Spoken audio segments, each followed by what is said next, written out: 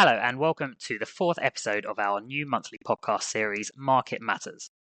Each month we'll be bringing you big picture insights from leading investment specialists, exploring the opportunities and challenges faced by investors in today's markets.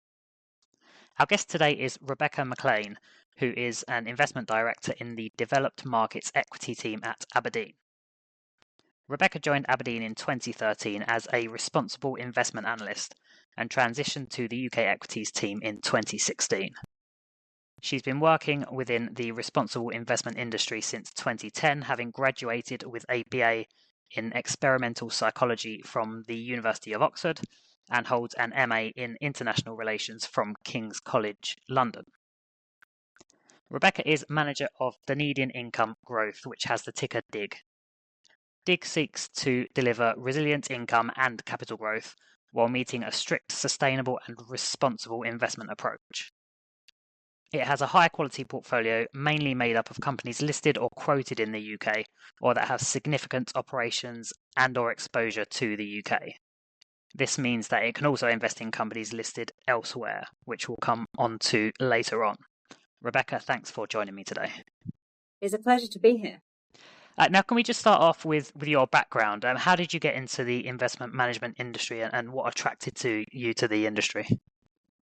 Of course, so my career path is probably not your traditional way of getting into investing. So I studied psychology, as you mentioned, at university.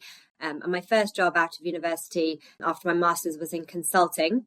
And what sort of really captured my imagination when analysing a sort of environmental impact of companies and how you quantify environmental risk was the question of whether you can make money considering environmental, social and governance issues. At that point, they were called sort of non-financial factors. It's about how companies manage their workforce, the impact mining companies have on local communities and thinking about extreme weather patterns and the impact on the price of commodities. And I thought it was really intriguing to think about, are these factors being considered by investors and to what extent? And then on the other side, there's sort of the power of investments and the extent to which capital flows can drive innovation and growth. And so that's what's really sort of pulled me into the industry.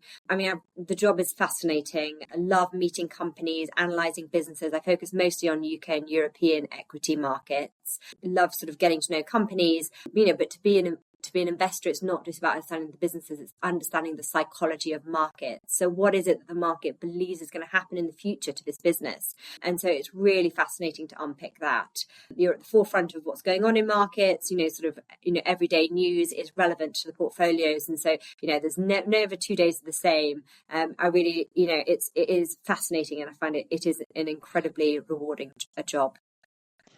Now, obviously, we've kind of touched on, your time working within responsible investing. You've obviously been working in that kind of field for a long time now. Now, we've seen a few kind of headlines about people questioning the merits or efficacy of labels such as ESG and sustainability in recent times. And there's been some pushback in some quarters about net zero goals. What do you see as the future for responsible investment? And how does DIG and abrdn more generally think about responsible investing? Yeah, I mean, if we take a step back, it's still a nascent market and, it has expanded materially over the last decade. From, when I first started in 2012 in the industry, it was very much a niche part of investing. And now, most asset managers have a responsible investment team or will do some sort of sustainable investing. I think the backlash that we're seeing is, I'm not surprised that we're seeing it. I think it's inevitable as a market matures, particularly when, there's a lot of confusion around different terms around sustainability, explaining ESG, what's the difference between ethical and sustainable investing. And that is a challenge. And I think the industry does need to do better in terms of explaining those things to consumers. And we're getting more regulation, which is, painful in the short term, but I think in the long term is the right thing to do. It's going to lift standards and it's going to make it easier for consumers to be able to decide what type of investments they want to do. So I think the backlash, I think it's inevitable. I think it's good actually in terms of evolving the industry, becoming more transparent and clearer to investors about what we're talking about. We've seen this most prominently in the US, and there I think that market is slightly different because there are more concerns around, the political backdrop there and sort of threats around legal action. But I would sort of highlight that the US market is only about 10% of global sustainable funds. And so, it doesn't make up the majority. By far, Europe is the leader at 85%. So my outlook for responsible investment is positive, and it may be sort of contrary to what many think. But I think that, what we're seeing on the ground is that the client demand isn't going away. We still see growth in sustainable fund AUM, but the investors are becoming more sophisticated. Regulation is building as well. So, you need to be a responsible and diligent operator to play in the field, but the demand is still there. It's still relevant, particularly in Europe and for new investors. And moving on to the UK market, 2024 was the worst year for net outflows of companies from the UK market since the financial crisis, with figures from the Financial Times showing 88 companies delisted or transferred their primary listing away from London, with only 18 taking their place. From your point of view, what does this kind of tell you about the health of the UK stock market? Yeah, well, if we think about sort of the reasons for listing in capital markets, what is it the companies are looking for? They're looking for liquidity. And as we've seen, sort of the net outflows out of UK assets has been a real sort of drag on liquidity for UK companies. It's impacted valuations. So you get a lower valuation in the UK market than you get in the US market or global markets, and a higher cost of equity. So you can sort of understand why there's a shift in sentiment away from the UK for those companies when they're looking to list.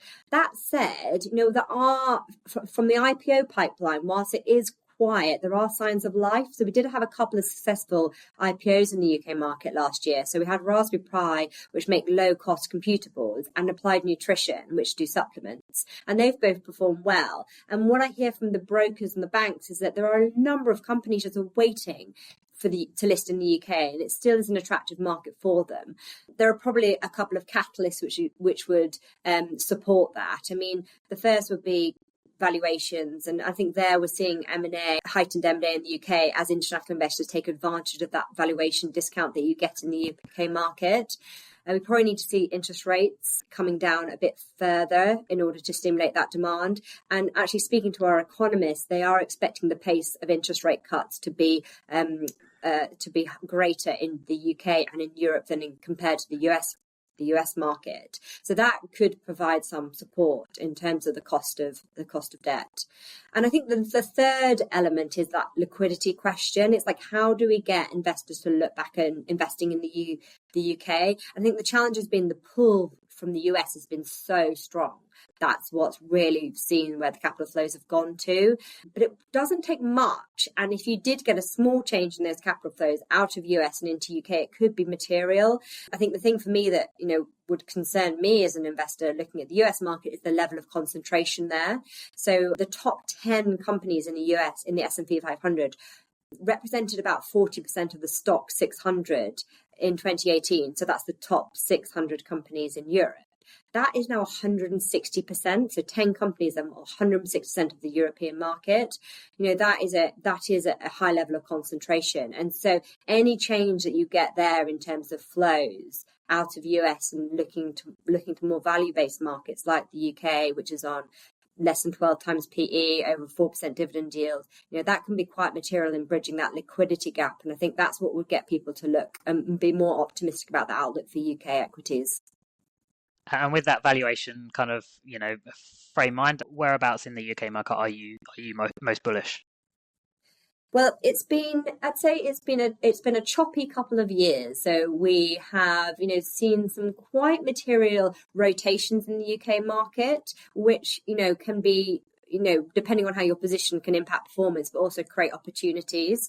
So if I look over the last year, there have been a number of parts of the market which are lagged, which I think are opportunities. So particularly the UK domestics, companies which are focused on the UK market, sort of UK GDP linked, and also more mid-sized businesses. They've sold off in the last year as the market's been very, very, I think, short term, and it's thinking about investing, and it's been looking at, gilt yields that have been rising and impacting the cost of funding. We've seen this rotation. So the sectors that I'd point to, which now are screening attractively valued for the growth outlook and the potential for recovery, would be house builders, some construction companies, real estate businesses. These are all trading towards the trough of their cycle multiples and are not pricing in a recovery. And you'd think, if you took that longer term view and stop being so short term in sort of thinking about what's happening to GDP in the next 6 months, you think on a 3-year view that there should be some recovery, then actually,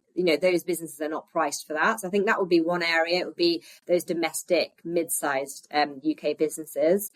The second area which we like and continue to like is technology and software. And I think people don't think about the UK market as being particularly strong on technology, but we do have a number of players. And, particularly I'd speak to the names like Sage, which is an accounting software business. Softcat is an IT reseller. So that's actually selling IT software and hardware into UK SMEs, public sector businesses.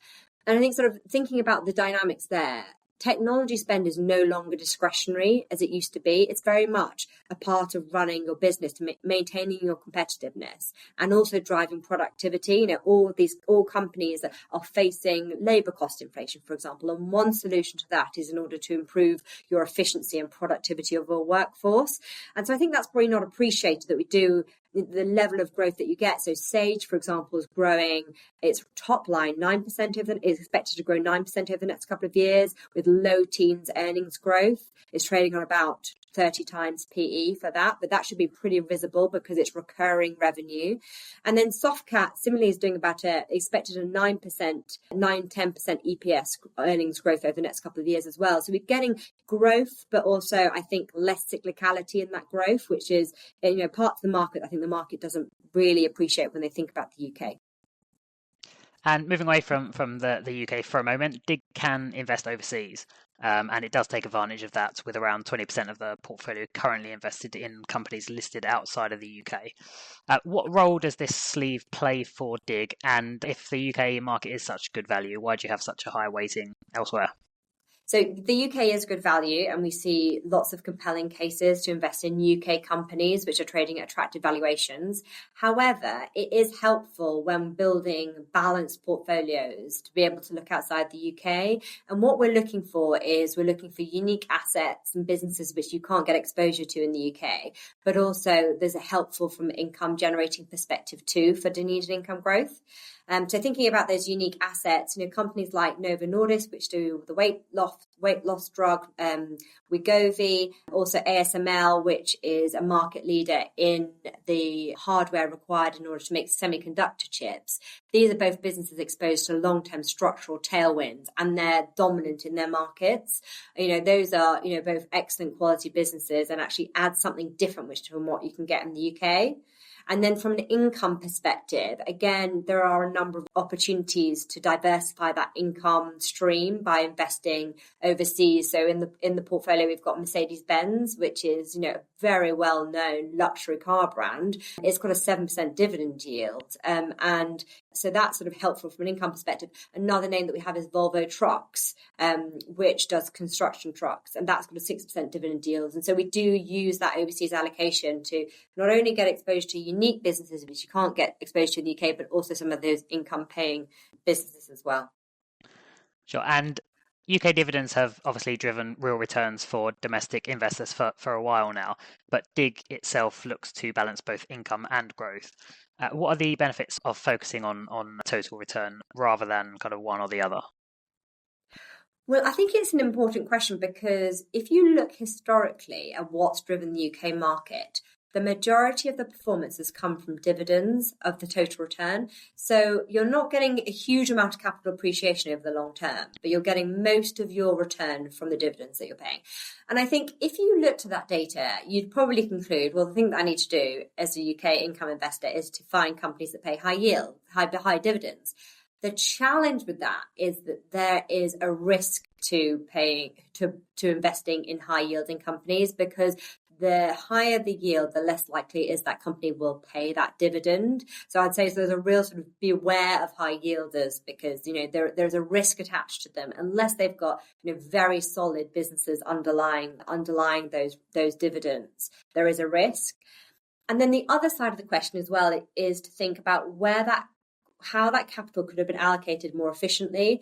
And if a company is distributing to shareholders at the expense of investing in its own business, then that has implications for the outlook for growth for the company. And we would encourage businesses to, first and foremost, find opportunities to invest organically, because that's going to generate, if they can generate a decent return above their cost of capital from that organic investment, then that's going to generate, a better long run return for the shareholders.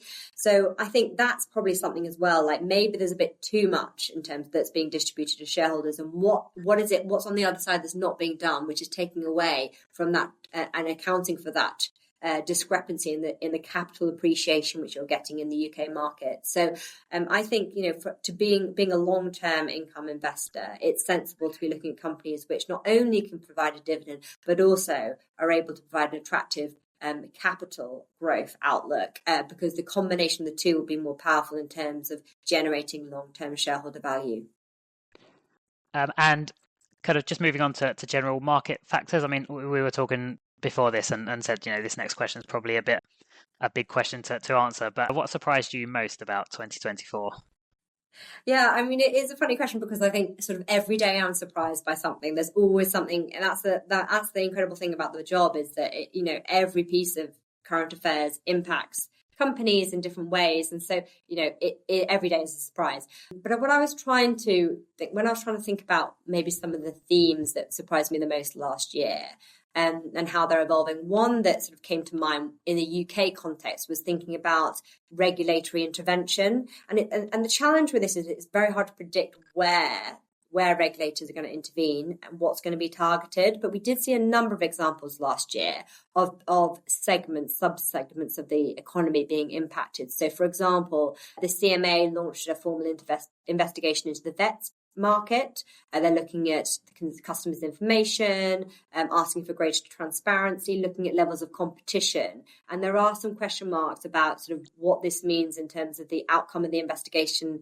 Could they impact, pricing for the industry? That would be one example. Another example, which is very topical today, is motor finance. So the FCA is looking into discretionary commission arrangements for the motor finance sector. Again, looking at disclosure, but also some concerns about the consumer. Another area would be consumer duty. So there's quite a few sort of areas where there's regulatory intervention, which creates uncertainty. And I think for the market, it's surprising because it can happen anywhere, but also it's really hard to price when that does happen.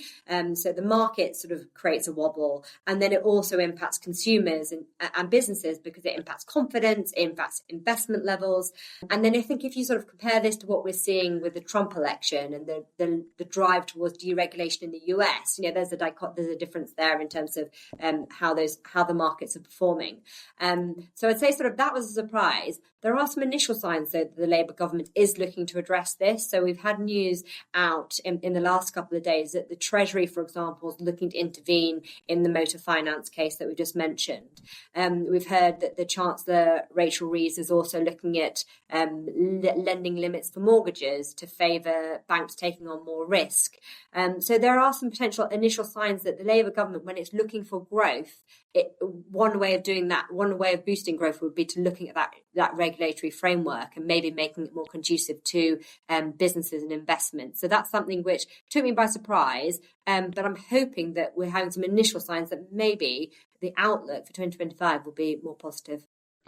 Sure. And I guess one other area maybe we have seen a bit of kind of potential for government intervention is in, trying to encourage investors, whether that's retail investors or pension funds, to start investing more into the UK market.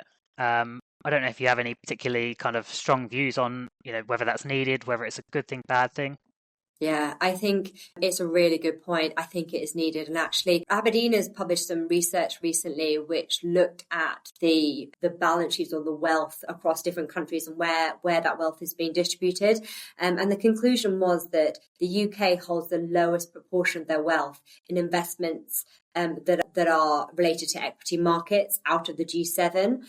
So the UK, typical sort of individual has about 50% of their wealth in their housing, then maybe another 15% in cash, 15% in pensions, and only 8% of their wealth is in equities and mutual funds. So that's 8%. If you compare that to the US, they've got 33% of their wealth in equities. So there's much more of a culture for investing in US.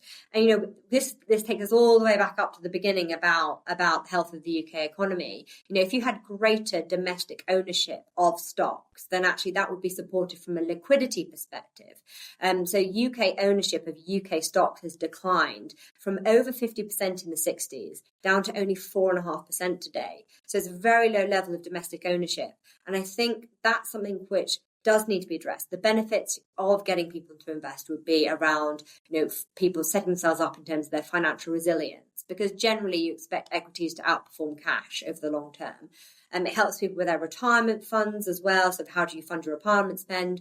But it also, supporting capital markets in the UK is helpful in terms of in helps of creating jobs in the UK. And I'm not going to say that everyone's going to invest in UK equities if they invest in equities, because that's not going to be the case. But you would imagine a portion of it would go into UK equities, and so would be helpful from a domestic perspective too.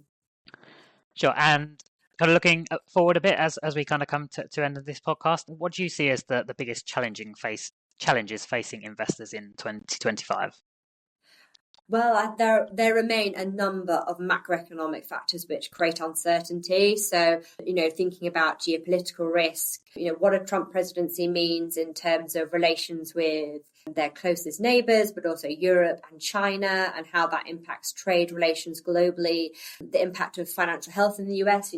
The consensus very much across markets is that the US growth is going to continue to be strong. But there is that question about the fiscal position in the US, and if there was any sort of wobble in terms of that, that could destabilize that outlook, where people, I think, is very much consensus view around the US. And then other risks would be around sort of inflation shocks and then that feeds through into monetary easing and the path of that. So, I'd say there are a lot of macro uncertain headwinds. And so, as investors, when we're considering client outcomes, which is what is the forefront of our consideration, is about how do you balance those different risks? How do you create enough diversification within the portfolios so they can perform in a different range of scenarios? And so, I think that's what we're thinking about. We've got a quality investing approach at Aberdeen, and I think that is helpful because we're looking for businesses which are in have good markets, but have got strong competitive position. So they're able to price through different environments, and they've got strong balance sheets and financials and management teams. And it's generally those quality companies that are better able to navigate challenging environments and come out of recessions or turbulent times even healthier. So that's how we're managing it, sort of balancing our portfolios and, doing risk analysis on the portfolio exposures, and also investing in quality as a way to be able to protect some of that downside. And obviously, challenges are, the kind of big challenges are, investors kind of need to know what's going on in the world. But I think when you're investing, it pays to be a bit of an optimist, because, markets do go up over the long term. So we'll finish on a slightly more positive note. Where do you think the best opportunities will come this year? Well, I would say the UK market is very much unloved, and it is not at the forefront of people's portfolios. People have been selling UK equities, but what I would say that through that it does create opportunity. So as a whole, the market is trading at less than 12 times PE, and it's got 4% dividend yield. It's the outlook for UK equities is for mid-single digit EPS growth this year. So if you put them together, you're getting nearly a double-digit total return without even a re-rating. So I think that's a pretty low bar for returns in the UK market. So I sort of would be sort of the view that the UK is an area to be looking at.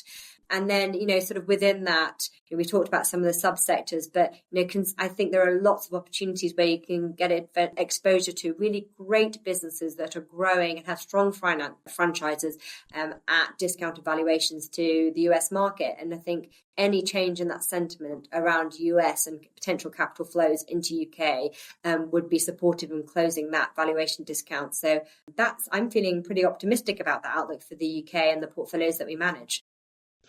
Sure. Rebecca, thanks for joining us and sharing your valuable insights today. Thank you.